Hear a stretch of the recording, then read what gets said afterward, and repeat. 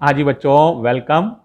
आपका स्वागत है। यूनिट तो वही है, वेव ऑप्टिक्स, लेकिन चैप्टर अगला आ गया है। ये इस यूनिट का लास्ट चैप्टर है, पोलराइजेशन ऑफ लाइट। ये चैप्टर का नाम है और इसका फर्स्ट लेक्चर हम लोग आज स्टडी कर रहे हैं। तो प्यारे बच्चों, सबसे पहले मैं आपको इलेक्ट्रोमैग्नेटिक वेव्स जो हैं, जिसे हम साधारण भाषा में लाइट कहते हैं, इलेक्ट्रोमैग्नेटिक वेव्स जो लाइट का ही एक पार्ट है ना। तो इलेक्ट्रोमैग्नेटिक वेव्स जो हैं, सॉरी बेटे, तो वो जो हैं उनका नेचर ट्रांसवर्स नेचर होता है। कौन से नेचर की होती हैं? ट्रांसवर्स। अब कुछ बच्चे ये कहेंगे सर ट्रांसवर्स नेचर पहले बताइए, तब मैं बताऊंगा आपको कि होता है या नहीं है। तो जरा सुनो।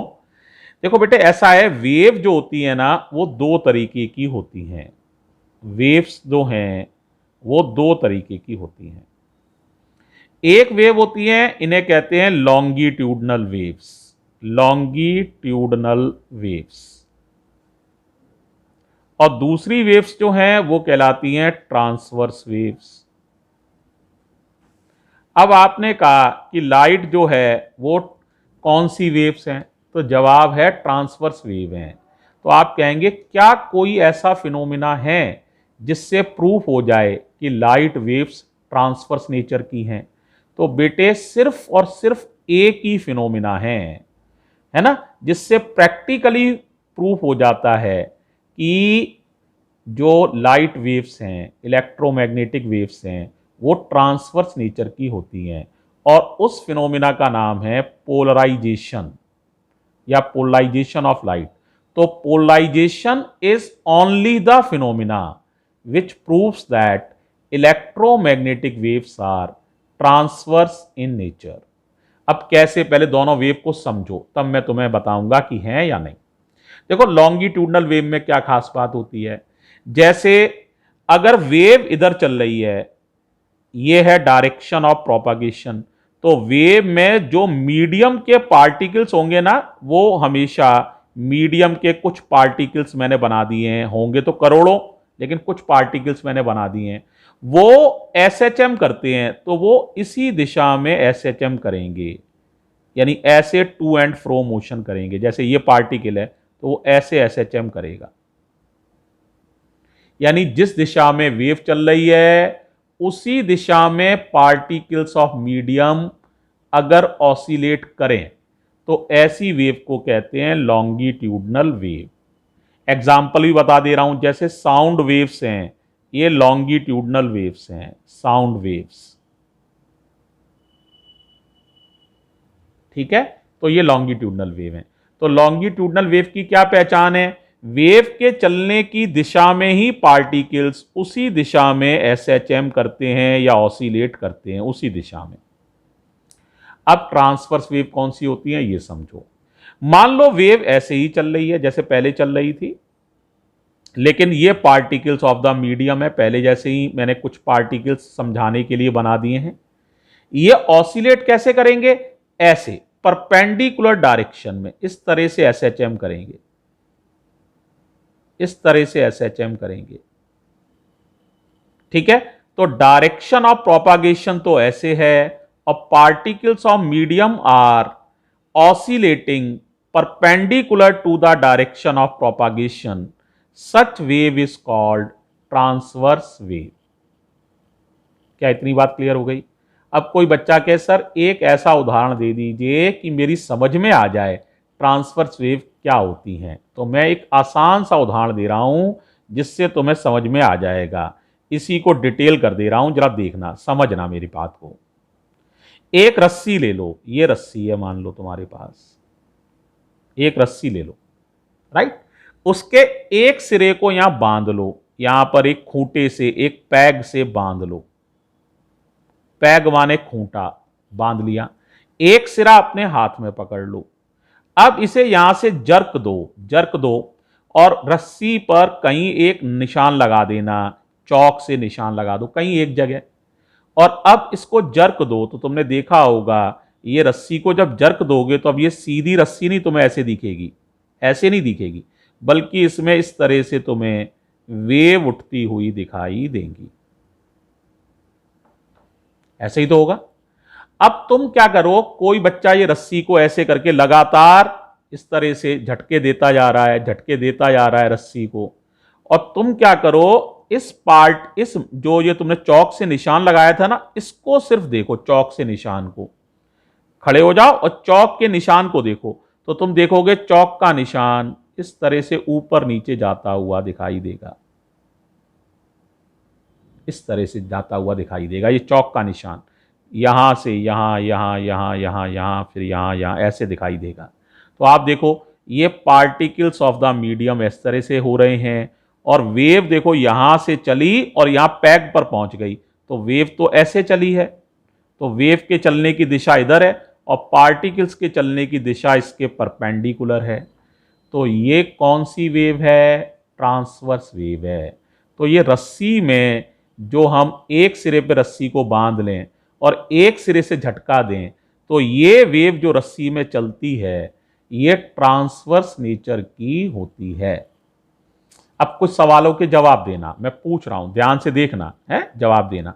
मान लो मैं इसको, इस जो रस्सी है ना, इसे एक खिड़की के आर पार डाल दूं, एक खिड़की है ऐसे करके, ऐसे एक ये और एक और खिड़की है, या एक ही खिड़की ले लो या दो ले लो, चलो दो ले लो खिड़कियां, ये दो खिड़कियां हैं, इनके आर पार रस्सी जा रही है, गुजर जाएगी इनके आर पार। अब तुम वेव को क्या करो, ये ऐसे रस्सी में झटका दो, तो झटका दोगे तो रस्सी क्या होगी, ऐसे अप एंड डाउन होगी, ऐसे ही तो होगा। अब ये बताओ, अगर ये दोनों तुम जो खिड़कियां हैं ऐसे पैरेलल रखो, तो आप झटका देंगे तो वेव आसानी से गुजर जाएगी, यहां पहुंच जाएगी, खूंटे पर पहुंच जाएगी, सही बात है।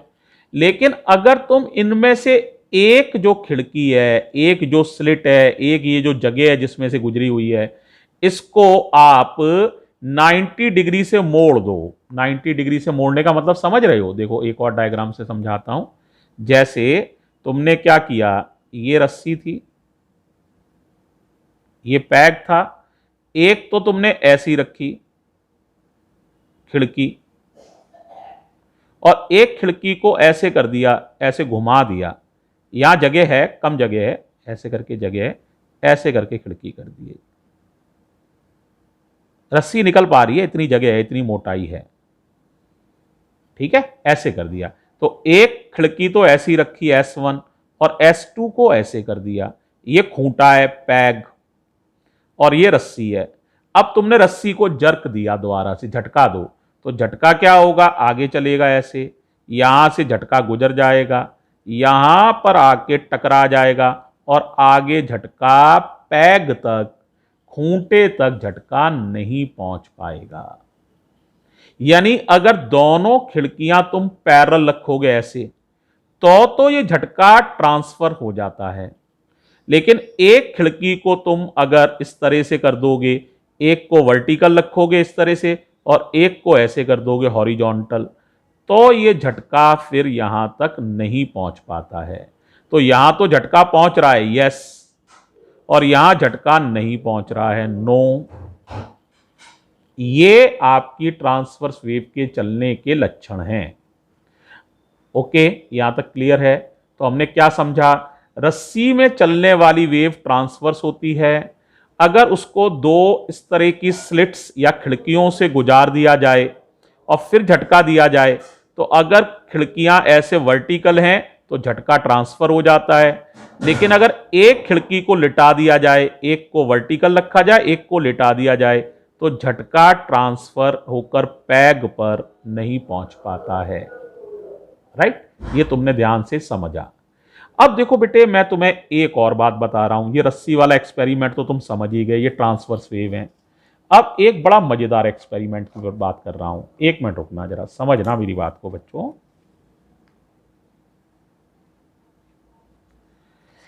अब एक ना बेटा क्रिस्टल होता है ना? तो देखो जरा समझो, वो क्रिस्टल को हम कहते हैं, उस क्रिस्टल में भी ऐसे ना, वैसे इस तरह का मैं पूरा क्रिस्टल दिखा देता हूं, ऐसा होता है। उसमें भी ऐसे एक एक्सिस होती है, इसको क्रिस्टल का नाम होता है, कई नाम होते हैं, जैसे इसको हम कह सकते हैं टूरमैलीन क्रिस्टल, टूरमैलीन क्रिस्टल, या हम कहते हैं इसको कैल्साइट क्रिस्टल, कैल्साइट भी कह सकते हैं, कैल्साइट का बना हुआ भी हो सकता है, कैल्साइट क्रिस्टल, है ना, या निकोल प्रिज्म हो सकता है, निकोल प्रिज्म। तुमने केमिस्ट्री में भी ये नाम सुने हुए हैं इसलिए मैंने बोले हैं। इन सब में क्या होता है, एक खास बात होती है बेटा, है ना, क्या होती है, अगर यहां पर हमारे पास लाइट है ना, लाइट, लाइट, वैसे ये अनपोलराइज लाइट होती है, आगे पढ़ोगे, लेकिन फिलहाल लाइट ही कह रहे हैं हम, कोई वर्डिंग नहीं देना चाहते। तो देखो बेटा, अगर हम देखेंगे ना तो यहां हमें पार में लाइट मिलती है, एक और क्रिस्टल भी लगा लो, देखना जरा, दिमाग लगाना, अब तुम बताना, लाइट में हमने ये दो क्रिस्टल ऐसे लगा लिए, तो लाइट यहां से गुजर कर यहां पर पहुंच जाती है, यहां मिलती है हमें light, we get the light. Okay, अब अगली बात समझना, अगर हम लाइट के एक्सपेरिमेंट में फिर ये क्रिस्टल एक तो लगाएं ही, ऐसे ही जैसे लगाया था वैसे ही लगाएं, एक क्रिस्टल जैसे लगाया था वैसे ही लगाएं, और एक क्रिस्टल को 90 डिग्री से मोड़ दें, ऐसे कर दें एक क्रिस्टल को, ध्यान देना, ऐसे कर दें एक क्रिस्टल को, ऐसे कर दें, है ना। तो यहां पर हम फिर दोबारा से लाइट जलाएं, लाइट जलाएं, और हम यहां देखें लाइट मिल रही है तो कि नहीं मिल रही, तो आप देखेंगे हमें कोई लाइट नहीं मिलती, नो लाइट।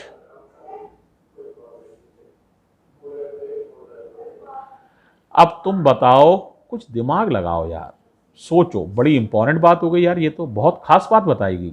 याद करो, ऐसे ही रस्सी वाले एक्सपेरिमेंट में होता था, दो खिड़कियां ऐसे लगा दें तो हमें झटका मिल जाता था, ऐसे ही दो क्रिस्टल ऐसे लगा दें तो यहां पर झटका मिल गया लाइट का, हमें लाइट मिल गई हमें।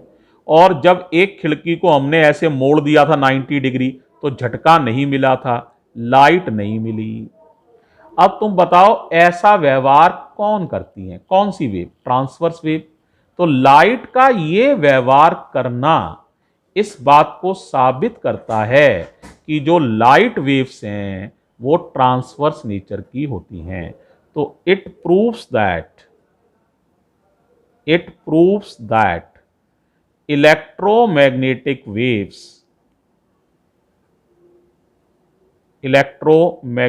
Waves are transverse in nature. तो वो मैकेनिकल एक्सपेरिमेंट था, उस मैकेनिकल एक्सपेरिमेंट से हमने सब कुछ सीखा, ये हमने यहां पर किया एक्सपेरिमेंट लाइट के लिए, और लाइट का व्यवहार उस मैकेनिकल एक्सपेरिमेंट से बिल्कुल मैच कर रहा है। अब वहां पर कौन सी वेव थी, ट्रांसवर्स वेव थी, रस्सी में चलने वाली, और लाइट का व्यवहार उन्हीं से मैच कर रहा है। इसका मतलब लाइट वेव्स भी, इलेक्ट्रोमैग्नेटिक वेव्स का व्यवहार भी ट्रांसवर्स वेव्स जैसा होता है। तो लाइट वेव ट्रांसवर्स होती हैं और वो जो लॉन्गिट्यूडनल वेव नहीं होती हैं। क्लियर हो जाना चाहिए। तो polarisation is only the phenomena which exactly proves that electromagnetic waves are transverse in nature. अब मैं तुम्हें, मेरे डायग्राम हो सकता है इतने साफ ना बने हो, तो मैं तुम्हें बुक में एक बार डायग्राम दिखाता हूं, उनसे समझना, जरा ध्यान से देखो और फिर तुम लोग बताना क्लियर हुआ या नहीं हुआ। देखना भाई, जरा थोड़ा सा बड़ा कर रहा हूं, एक एक करके डायग्राम को देखो और फिर देखो जरा। हाँ भाई, पहला वाला डायग्राम दिख रहा है, देखो ये, है ना। तो देखो ये इस तरह से वेव गुजर गई है, जैसे मैंने समझाया था, यहां पहुंच गई, और देखो इस स्लिट को 90 डिग्री मोड़ा गया, देख रहे हो। तो देखो वेव नहीं गुजर पाई, यहां तक नहीं पहुंच पाई, जीरो हो गया एम्पलीट्यूड, है ना। बिल्कुल वही व्यवहार लाइट ने किया। देखो बच्चों, जैसे ये कैल्साइट क्रिस्टल रखा है हमने, तीसरे वाले में देखो, या आपने टूरमैलिन क्रिस्टल रखा, तो देखो लाइट जब दोनों की एक्सिस पैरेलल थी, इसी तरह से देखो ये भी पैरेलल हैं, तो लाइट पहुंच गई, लाइट अनअफेक्टेड पहुंच गई।